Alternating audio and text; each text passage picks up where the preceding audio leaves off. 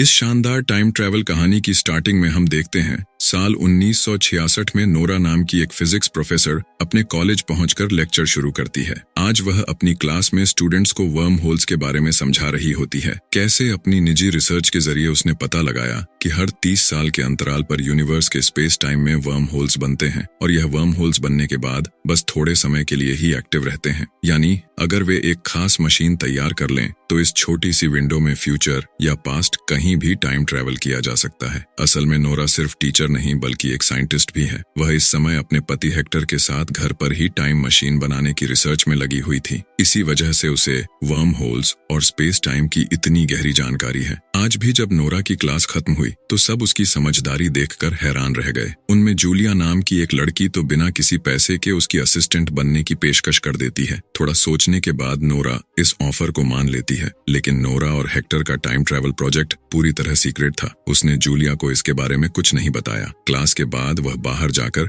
वे सारे पार्ट्स लेने निकलती है जो उन्होंने चुपचाप दूसरे देशों से मंगवाए थे ताकि टाइम मशीन पूरी हो सके। कॉलेज से लौटकर नोरा देखती है कि हेक्टर सुबह से मशीन बनाने में जुटा हुआ है, क्योंकि 1966 में यह वर्म होल सिर्फ कुछ महीनों के लिए खुला है और अगर इस दौरान मशीन तैयार ना हुई तो अगले 30 साल तक कुछ नहीं हो पाएगा। यानी अगली बार यह वर्म होल सीधे 1996 में ही खुलेगा। लेकिन अफसोस, आज भी लाख कोशिशों के बावजूद मशीन चालू नहीं हो पाई। उन्हें इतना तो यकीन था कि मशीन में कोई खराबी नहीं है, बस इसे चलाने के लिए उन्हें और ज्यादा पावर चाहिए, क्योंकि स्पेस टाइम को मोड़ने के लिए बहुत बड़ी मात्रा में एनर्जी लगती है। दोनों थोड़ी देर का ब्रेक लेते हैं ताकि दिमाग तरोताजा हो और नए तरीके से सोचा जा सके। तभी कुछ देर बाद नोरा की छोटी बहन रेबेका घर आती है और खुशखबरी देती है कि वह प्रेग्नेंट है। इसीलिए आज रात हेक्टर और नोरा को डिनर के लिए उसके घर आना होगा। नोरा और हेक्टर रेबेका के लिए बेहद खुश होते हैं, क्योंकि उन्होंने खुद तो बच्चे पैदा ना करने का फैसला किया था, मगर अब रेबेका के मां बनने से वे अंकल और आंटी तो बन ही जाएंगे। हालांकि वे माफी मांगते हैं कि आज उनके सीक्रेट प्रोजेक्ट के लिए मेन इन्वेस्टर मैक्स मीटिंग के लिए आ रहा है, इसलिए वे डिनर पर नहीं आ पाएंगे। शाम को जब मैक्स डिनर पर मिलता है तो वह प्रोजेक्ट की प्रगति के बारे में पूछता है, क्योंकि वह पिछले 1 साल से इस टाइम मशीन प्रोजेक्ट में भारी निवेश कर रहा है। उसने दुनिया के अलग अलग देशों से कई महंगे पार्ट्स मंगवाए हैं। साथ ही प्रोजेक्ट को पूरी दुनिया से छुपाने के लिए उसे हर चीज को कवर करना पड़ रहा है। हेक्टर और नोरा बताते हैं कि वे पूरी कोशिश कर रहे हैं और मशीन लगभग तैयार है। बस एक आखिरी समस्या एनर्जी सोर्स की है, इसलिए वे चाहते हैं कि मैक्स आज कुछ और पैसे दे ताकि बड़े एनर्जी जनरेटर्स खरीदे जा सकें। मैक्स भी समझता था कि अगर यह महीना निकल गया तो अगला वर्म होल 30 साल बाद ही नजर आएगा। टाइम को देखते हुए वह हामी भर देता है, जिससे नोरा और हेक्टर की खुशी का ठिकाना नहीं रहता। अगले ही दिन जैसे ही उन्हें ज्यादा पावर वाला सोर्स मिलता है, वे जोश में मशीन ऑन कर पहली बार फ्यूचर जाने का इरादा करते हैं। फिलहाल टेस्ट के तौर पर वे सिर्फ 15 मिनट आगे जाने का प्लान बनाते हैं। जैसे ही मशीन स्टार्ट होती है, इस बार वह रुकती नहीं और तेजी से घूमते हुए स्पेस टाइम में मोड़ बनाने लगती है। वे अपनी टाइम मशीन के साथ 1966 की लैब की टाइमलाइन से गायब होकर पलक झपकते ही फ्यूचर में पहुंच जाते हैं, जहां अब इस जगह पर कुछ भी वैसा नहीं था। दोनों तुरंत बाहर निकलकर देखते हैं कि यहाँ तो सब पूरी तरह बदल चुका है। वे समझ जाते हैं कि आखिरकार उनकी मेहनत रंग लाई है। दोनों अब भविष्य में कदम रख चुके हैं। उनकी खुशी संभाले नहीं संभल रही थी। उन्हें महसूस होता है कि उन्होंने दुनिया की सबसे बड़ी खोज कर डाली है। अब पास्ट, फ्यूचर और प्रेजेंट सब उनके बस में होगा। लेकिन तभी याद आता है कि उनका तो सिर्फ 15 मिनट आगे जाने का इरादा था और चारों तरफ इतना बदलाव देखकर साफ हो जाता है कि वे 15 मिनट नहीं बल्कि बहुत आगे आ गए हैं। तभी उनकी नजर मशीन के ट्रांसमीटर पर पड़ती है, जो सही टाइम और लोकेशन सेट करता था। वह इस टाइम ट्रैवल के दौरान पूरी तरह डैमेज हो चुका था, यानी इसी वजह से वे गलती से ज्यादा दूर फ्यूचर में पहुंच गए। अब वे ठानते हैं कि पहले ट्रांसमीटर को रिपेयर कर अपने असली समय में लौटेंगे, क्योंकि अगर यहाँ किसी ने टाइम मशीन देख ली तो उनका आइडिया चोरी हो सकता है। दोनों फटाफट मशीन को प्लास्टिक शीट से ढककर पास की मार्केट की ओर निकलते हैं ताकि पता लगाया जा सके कि वे फ्यूचर में कितने आगे आ चुके हैं। आगे बढ़ते ही वे देखते हैं कि यहाँ की गाड़ियां बेहद हाईटेक हो चुकी हैं। ग्रोसरी स्टोर्स पूरी तरह से ऑटोमेटेड हो गए हैं। दोनों तुरंत एक अखबार उठाकर आज की तारीख चेक करते हैं और यह देखकर दंग रह जाते हैं कि अब साल सन 2026 चल रहा है, यानी कि वे सीधे पूरे 60 साल आगे भविष्य में आ पहुंचे हैं। उन्हें तुरंत समझ आता है कि वर्म होल हर 30 साल में एक बार खुलता है, तो उनकी टाइम मशीन से वे सिर्फ 30 साल के अंतराल में ही आगे या पीछे जा सकते हैं। मतलब 1966, 1996 या सन 2056 जैसे सालों में, और इसी तरह 30-30 साल के गैप से पास्ट में भी जा पाएंगे। लेकिन फिलहाल उन्हें अपना ट्रांसमीटर ठीक कर पहले अपने असली टाइम में लौटना होगा, ताकि टाइम और लोकेशन दोनों सही से सेट हो सके। इसलिए दोनों ने फैसला किया कि वे नोरा की यूनिवर्सिटी जाएंगे, जहां साइंस लैब में ट्रांसमीटर के पार्ट्स मिल जाएंगे। रास्ते में उन्हें पता चलता है कि अब यहां से यूनिवर्सिटी तक सीधी रैपिड फास्ट मेट्रो चल रही है। इस दौर की एडवांस टेक्नोलॉजी देखकर वे हैरान रह जाते हैं कि अब किसी को पैदल चलने की जरूरत ही नहीं रही। ट्रांसपोर्ट सिस्टम अब एकदम टॉप क्लास लेवल पर पहुंच चुका है। सब कुछ गौर से देखते हुए आखिरकार वे यूनिवर्सिटी पहुंचते हैं। यहाँ उन्होंने देखा कि अब हर तरफ वॉक और फेमिनिस्ट स्लोगन लिखे हुए हैं, जबकि जिस दौर से हेक्टर और नोरा आए हैं उस समय की सोसाइटी काफी कंजर्वेटिव सोच रखती थी। खैर, इस पर ज्यादा ध्यान न देते हुए वे आगे बढ़ते हैं और लैब वाले कमरे का ताला तोड़कर अंदर दाखिल हो जाते हैं। लेकिन तभी बाहर से 2 सिक्योरिटी गार्ड आकर उन्हें पकड़ लेते हैं। गार्ड्स को लगा कि यह दोनों चोरी छिपे यूनिवर्सिटी में घुसकर कुछ चुराने आए हैं। हेक्टर ने अपना आईडी कार्ड दिखाकर समझाने की कोशिश की कि नोरा यहाँ पहले पढ़ा चुकी है, मगर हैरानी तब हुई जब नोरा का नाम सुनते ही गार्ड्स बोले वो तो कई साल पहले इस कॉलेज में पढ़ाती थी और 1966 में अपने पति हेक्टर के साथ अचानक लापता हो गई थी। तब हेक्टर ने कहा कि वे गायब नहीं हुए थे, बल्कि टाइम ट्रैवल करके प्रेजेंट टाइम यानी सन 2026 में आ गए हैं और अपने समय में लौटने के लिए उन्हें यूनिवर्सिटी की लैब से कुछ पार्ट्स चाहिए। गार्ड्स ने उनकी सारी बातें ऊपर तक पहुंचा दी, जिसके बाद जल्द ही यूनिवर्सिटी की बुजुर्ग प्रिंसिपल उनसे मिलने आई। उसने कहा कि यह दोनों सच कह रहे हैं और उसे इन पर पूरा भरोसा है। फिर उसने राज खोला कि वह कोई और नहीं बल्कि जूलिया है, वही जूलिया जो 1966 में नोरा की असिस्टेंट थी और उससे बेहद प्रभावित थी। अब सन 2026 में वही जूलिया इस यूनिवर्सिटी की प्रिंसिपल बन चुकी थी। उसके साथ एक नौजवान लड़की एमिली भी थी। जूलिया ने बताया कि एमिली दरअसल नोरा की छोटी बहन रेबेका की नातिन है। उसे देखकर नोरा की खुशी का ठिकाना नहीं रहा। जिस दिन से वे टाइम ट्रैवल करके इस फ्यूचर में आए हैं, उसी दिन उसकी बहन रेबेका प्रेग्नेंट हुई थी और अब एक ही दिन में उसकी आंखों के सामने बहन की नातिन खड़ी है, यानी रेबेका की बेटी की भी बेटी। इसके बाद जूलिया ने उन्हें पूरी कहानी सुनाई, कैसे 1966 में हेक्टर और नोरा अचानक गायब हो गए थे। पुलिस ने हर जगह खोजबीन की, लेकिन वे कभी किसी को दिखाई नहीं दिए। दुनिया ने मान लिया था कि उनकी मौत हो गई होगी, लेकिन उस समय की यंग जूलिया को नोरा की रिसर्च पर शक था और पूरा यकीन था कि वे टाइम ट्रैवल करके किसी और दौर में चले गए होंगे, और यही सच निकला। अब हेक्टर ने उसे सब बताया कि कैसे वे गलती से अपनी टाइम मशीन से पूरे 60 साल फ्यूचर में आ गए, जबकि उनका इरादा सिर्फ 15 मिनट आगे जाने का था। लेकिन जूलिया की बताई हिस्ट्री के मुताबिक वे कभी 1966 में वापस नहीं लौटे, यानी इस बार भी शायद वे लौट ना पाए, क्योंकि उनका ट्रांसमीटर खराब हो चुका है और ऊपर से 30 साल वाला वर्म होल बंद होने में अब सिर्फ कुछ हफ्ते बाकी हैं। अगर इन हफ्तों में ट्रांसमीटर ठीक नहीं हुआ तो वे अगले 30 साल तक यहीं फंसे रह जाएंगे। एमिली फिर नोरा और हेक्टर को अपनी माँ से मिलवाती है। उसकी माँ यह देखकर दंग रह जाती है कि उसकी मौसी तो उससे भी कम उम्र की है। शुरुआत में उसे यकीन ही नहीं होता कि वह सच में उसकी माँ रेबेका की बड़ी बहन है। नोरा आखिरकार रेबेका से जुड़ी पुरानी बातें सुनाकर उसे यकीन दिला देती है कि वे सच में पास्ट से आई हैं। फिर उन्हें पता चलता है कि जिस दिन वे 1966 में गायब हुए थे, उसी दिन से रेबेका उन्हें ढूंढती रही। फिर उसकी एक बेटी हुई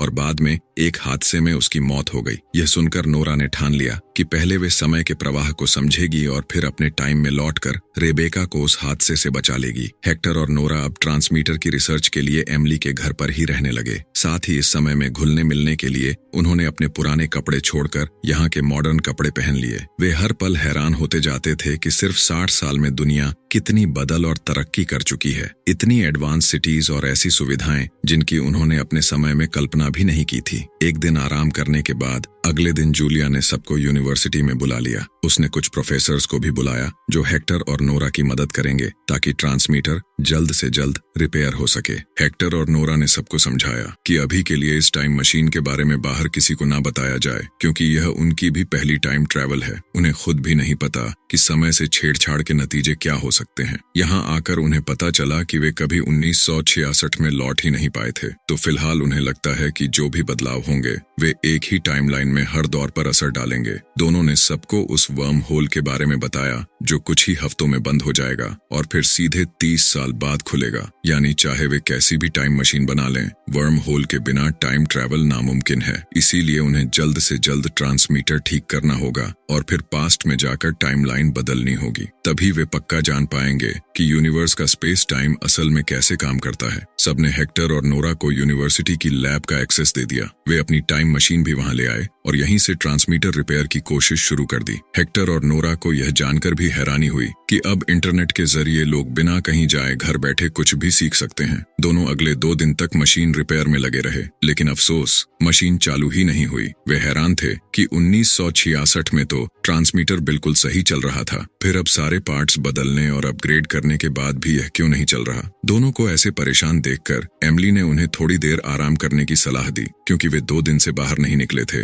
और लगातार काम करने से उनकी तबीयत भी बिगड़ रही थी। एमिली ने कहा कि वह आज एक पार्टी में जा रही है, तो क्यों ना वे दोनों भी साथ चले और इस दौर की पार्टी का मजा लें। फिर कल सुबह फ्रेश माइंड के साथ काम शुरू करेंगे। दोनों मान गए, क्योंकि वे भी अपने समय में लौटने से पहले इस फ्यूचर की दुनिया को ज्यादा से ज्यादा देखना चाहते थे। पार्टी में पहुंचकर हेक्टर और नोरा ने देखा कि यहाँ के टीनेजर्स बहुत कम उम्र से ही ड्रिंक करना शुरू कर देते हैं। उनके पास वर्चुअल रियलिटी जैसी ढेरों सुविधाएं थीं, मगर उनका इस्तेमाल वे सिर्फ एंटरटेनमेंट के लिए कर रहे थे। हेक्टर ने नोरा से कहा कि उनके दौर में तो इस उम्र में लोग ज्यादा से ज्यादा काम करते और नई चीजें सीखते थे, लेकिन नोरा की सोच अलग थी, क्योंकि उसके समय में औरतों को इतनी आजादी नहीं थी, तो उसे इस फ्यूचर के कल्चर से कोई दिक्कत नहीं थी। आने वाले दिनों में हेक्टर तो टाइम मशीन रिपेयर में डूबा रहता, जबकि नोरा अक्सर अपना काम जल्दी खत्म कर एमिली के साथ बाहर घूमने निकल जाती। धीरे धीरे उसे यह समय और भी अच्छा लगने लगा और एक रात वह हेक्टर के सामने इसी दौर के कपड़े पहनकर आ गई।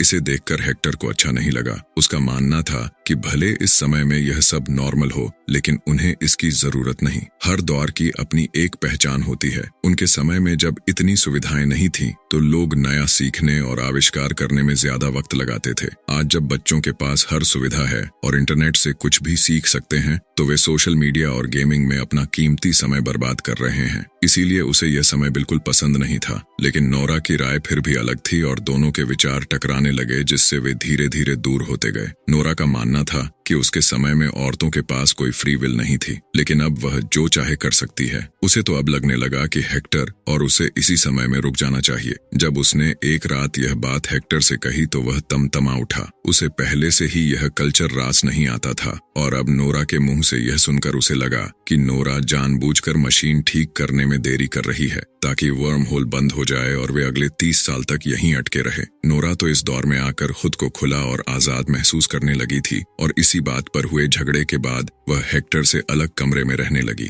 हालांकि दोनों मशीन पर साथ काम करते रहे, लेकिन तमाम कोशिशों के बावजूद मशीन चालू नहीं हो पाई। हेक्टर समझ नहीं पा रहा था कि जब वे फ्यूचर में आए थे तो एक साधारण ट्रांसमीटर से आ गए, मगर अब वापसी क्यों मुमकिन नहीं हो रही। उसने इस बारे में नोरा से बात करने की कोशिश की, पर नोरा अब मन बना चुकी थी कि उन्हें यहीं बस जाना चाहिए। इसके बाद वह हेक्टर को अकेला छोड़कर एक इवेंट में चली गई। वे वैसे भी अब साथ बहुत कम वक्त बिताते थे और धीरे धीरे वह दिन आ गया जब वर्म होल अगले 30 साल के लिए बंद होने वाला था। अगले दिन जब नोरा लैब में पहुंची तो उसने देखा कि टाइम मशीन और हेक्टर दोनों नदारद थे। वहां सिर्फ एक नोट पड़ा था जो हेक्टर ने उसके नाम छोड़ा था। उसमें लिखा था कि पिछली रात उसने रिसर्च करके पता लगा लिया कि मशीन इस दौर में क्यों नहीं चल रही थी। असल में 1966 में टाइम ट्रैवल करते वक्त फोन या इंटरनेट के सिग्नल्स होते ही नहीं थे, इसीलिए मशीन का साधारण ट्रांसमीटर आसानी से काम कर गया। लेकिन सन 2026 में एडवांस टेक्नोलॉजी के चलते चलते पूरी दुनिया इंटरनेट और मोबाइल नेटवर्क पर चल रही है। इतने ज्यादा सिग्नल्स होने से ट्रांसमीटर स्पेस टाइम में लोकेशन मैप ही नहीं कर पा रहा था। जब उसने यह समझकर एक सिग्नल जैमर लगाया तो मशीन आखिरकार चल पड़ी, क्योंकि ट्रांसमीटर को सिर्फ ऐसा खाली स्पेस चाहिए था जहां मशीन के अलावा कोई और सिग्नल मौजूद ना हो। नोरा ने आगे पढ़ा कि हेक्टर ने आज वर्म होल बंद होने से पहले मशीन चालू कर दी थी, लेकिन जैसे ही वह नोरा को फोन करने वाला था उसे एहसास हुआ कि नोरा अब यहाँ से जाना ही नहीं चाहती। इस दौर में आने के बाद उनके बीच बहुत दूरी आ चुकी थी, तो उसने नोरा की खुशी के लिए तय किया कि वह उसे यहीं छोड़कर खुद अकेला अपने असली द्वार में लौट जाएगा। उसे अपना समय ही प्यारा था और अगर नोरा को यहाँ सुकून मिलता है तो वह यहीं खुश रहे। हेक्टर ने आखिरी नोट लिखकर टाइम मशीन चालू की और वापस अपने 1966 में लौट गया। यह पढ़कर नोरा के दिल में गहरा दर्द उठा। वह इस दौर में रहना तो चाहती थी, लेकिन उसने कभी नहीं सोचा था कि उसे यहाँ अकेले रहना पड़ेगा। अब उसे अपने पुराने दिन याद आने लगे जब वह हेक्टर के साथ इस नई दुनिया को खोज रही थी।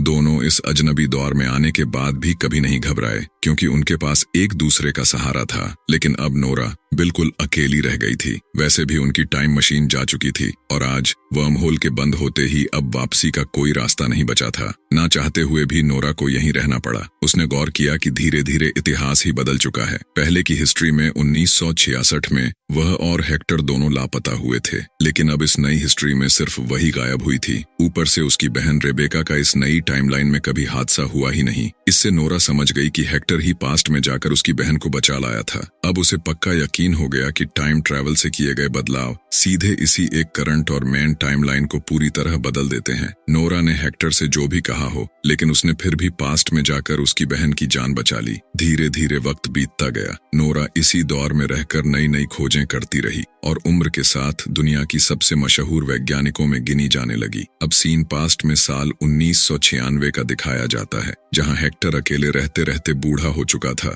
कि तभी उसके सामने मिलने के लिए बूढ़ी नोरा आ खड़ी हुई। असल में साल 2026 में जब वर्म होल फिर से खुला तो उसने अपनी नई टाइम मशीन से 1966 में टाइम ट्रैवल किया ताकि अपने पति हेक्टर के पास लौट सके। एक दूसरे को देखकर दोनों की खुशी का ठिकाना नहीं रहा। वे पूरे 30 साल बाद मिल रहे थे। हेक्टर तो 1966 में लौटकर अपने पसंदीदा दौर में रहने लगा था, जबकि नोरा फ्यूचर में रहकर रिसर्च करती रही और अपनी मनचाही जिंदगी जी। लेकिन उसका एक ही मकसद था, किसी भी तरह हेक्टर से फिर मिलना। और अब साल 1996 में दोनों ने तय किया कि यहीं रहकर अपनी बाकी की जिंदगी साथ बिताएंगे और यहीं पर यह कहानी समाप्त होती है। तो दोस्तों, उम्मीद है कि आपको यह वीडियो पसंद आई होगी। अगर वीडियो पसंद आई हो तो इसे लाइक करने के साथ ही हमारे चैनल को सब्सक्राइब करना न भूलें। जल्दी ही मिलते हैं एक और नई कहानी के साथ।